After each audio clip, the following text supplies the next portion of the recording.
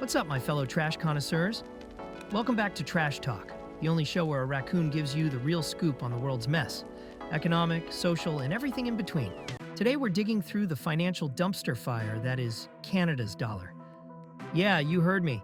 The loonie is taking a nosedive, and not the kind where you gracefully land in a pile of delicious leftovers.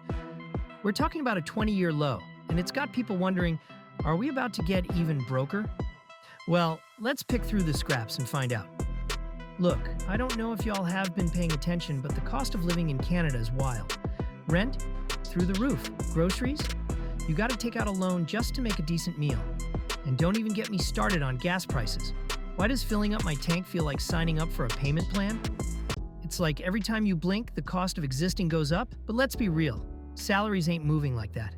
We got people out here working 2-3 jobs just to afford a one-bedroom with a kitchen that doubles as a bathroom. Canada's supposed to be this great thriving country, but if you ask the average person, we're barely keeping our heads above water. But let's talk about what's making money disappear on a national scale. The Canadian dollar is weak, and some businesses are actually benefiting from it. Yeah, wild, right? You'd think a weak dollar is just bad news, but turns out it's got some sneaky silver linings. Kind of like finding an extra fry at the bottom of the bag. It's not what you expected, but you'll take it. Let's talk about something practical. Let's say you start a company in your one-bedroom apartment, and from the jump, you'd want to sell to the US. Why? Because the American market is huge. 10 times bigger than Canada's. More customers, more dollars, more business. Now here's where the weak loonie comes in clutch. Every time the Canadian dollar drops, you make more money selling in the US. A few years ago, the loonie was around 80 cents to the US dollar. Now it's sitting around 70. That's a 13% drop, meaning every American dollar you're getting 13% more when converted back. That's like getting an automatic pay raise just because the economy is struggling.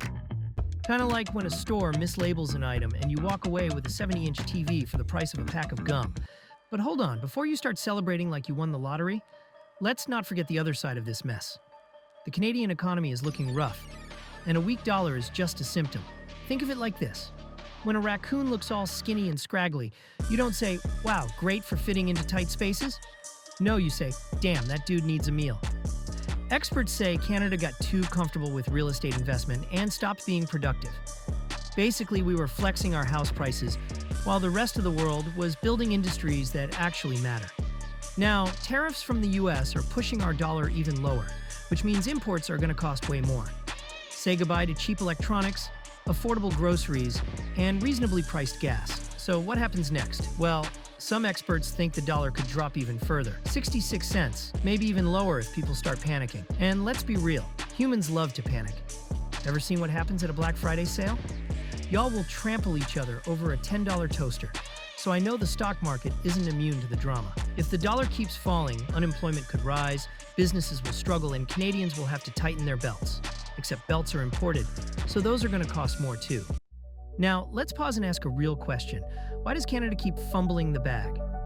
We've got natural resources, talent, and all the potential in the world, yet we keep shooting ourselves in the foot. One expert, Robert Asselin, said, our biggest problem is ourselves. We've created too many regulations, made it hard for businesses to grow, and let's be honest, our innovation game is kind of weak. Other countries are out here building AI, launching biotech revolutions, and dominating energy tech, while we're like, hey, let's build another overpriced condo no one can afford. But look, it's not all doom and gloom. If Canada actually does something, like cutting useless regulations, investing in strategic industries, and fixing our tax system, then we might just turn this ship around. But that takes political will, and we all know how that goes. Politicians love making promises, but when it comes time to deliver, they're about as reliable as an off-brand phone charger. So what do? Well, first, we pay attention. If we keep acting like the economy isn't our problem, then we'll wake up one day wondering why our money buys less than it used to. Second, we put pressure on our leaders to stop with the Band-Aid solutions and actually fix the structural problems. And third, well, maybe start selling more stuff to Americans. Clearly, their dollars are worth a lot more than ours right now. All right, that's it for today's Trash Talk. If you liked what you heard, hit that subscribe button, drop a comment, and let me know, do you think Canada can fix its economy? Or are we just gonna keep rolling down this hill like a trash can in a windstorm? Until next time, keep your claws sharp and your wallets sharper.